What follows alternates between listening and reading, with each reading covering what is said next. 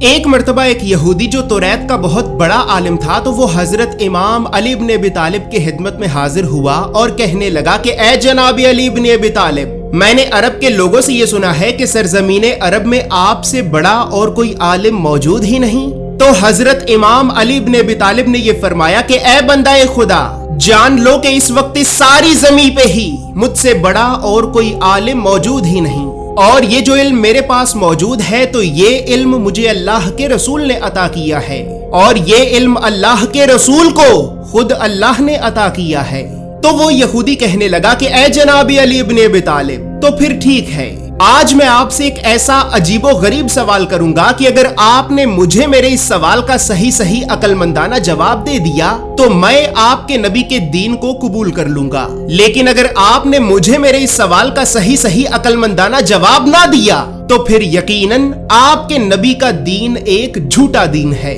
تو حضرت امام علی بن ابی طالب نے یہ فرمایا کہ اے بندہ خدا، تم مجھ سے جو بھی سوال کرنا چاہتے ہو بے شک وہ سوال کرو۔ تو وہ یہودی کہنے لگا کہ اے جناب علی بن ابی طالب، میرا سوال یہ ہے کہ آپ مجھے یہ بتائیں کہ آخر اس زمین پہ سب سے پہلے خون کا قطرہ کس کا گرا تھا؟ تو حضرت امام علی بن ابی طالب نے یہ فرمایا کہ اے بندہ خدا، تو پھر جان لو کہ تم قوم یہود یہ سمجھتے ہو کہ جب آدم کے بیٹے قابیل نے حابیل کو قتل کیا تو حابیل کے قتل ہونے کے بعد حابیل کے جسم سے جو خون کا قطرہ اس زمین پہ گرا تھا تو وہی خون کا قطرہ سب سے پہلے اس زمین پہ گرا تھا۔ حالانکہ اے بندہ خدا، تم یہودیوں کی یہ بات 100% غلط ہے۔ تو وہ یہودی کہنے لگا کہ اے جناب علی بن ابی طالب، اگر ہم قوم یہود کی یہ بات غلط ہے تو پھر اس زمین پہ سب سے پہلے خون کا قطرہ اور کس کا گرا تھا؟ تو حضرت امام علی بن ابی طالب نے یہ فرمایا کہ اے بندہ خدا، تو پھر اب جان لو کہ اس زمین پہ جو سب سے پہلے خون کا قطرہ گرا تھا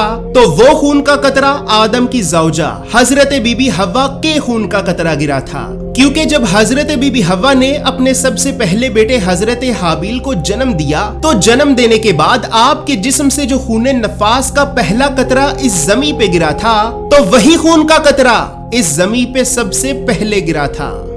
دوستو یاد رہے کہ نفاس عربی زبان کا لفظ ہے اور اس کا مطلب یہ ہے کہ وہ خون کہ جو ایک عورت کے جسم سے بچہ پیدا ہونے کے بعد نکلتا ہے، ایسے خون کو خون نفاس کہتے ہیں۔ اور دوستو یہاں پر یہ بات بھی یاد رہے کہ اس یہودی نے حضرت امام علی بن ابی طالب سے یہ جو سوال کیا تھا تو یہ سوال بحار الانوار کے والیوم نمبر 36 میں موجود ہے، اور بحار الانوار کے علاوہ اسی سوال کا ہی ایک طریق آج سے 1000 سال سے بھی پہلے لکھی گئی احادیث کی ایک معتبر ترین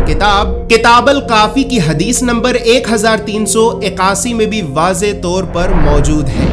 بس پھر اب جیسے ہی اس یہودی نے یہ دیکھا کہ حضرت امام علی بن ابی طالب نے تو اسے اس کے سوال کا صحیح اور عقل مندانہ جواب دے دیا ہے، تو پھر وہ یہودی بھی یہ کہنے لگا کہ لا الہ الا اللہ محمد رسول اللہ، میں گواہی دیتا ہوں کہ اللہ کے علاوہ کوئی عبادت کے لائق نہیں، اور محمد صلی اللہ علیہ وآلہ وسلم ہی اللہ کے رسول ہیں، اور محمد صلی اللہ علیہ وآلہ وسلم ہی اللہ کے رسول ہیں، اور محمد صلی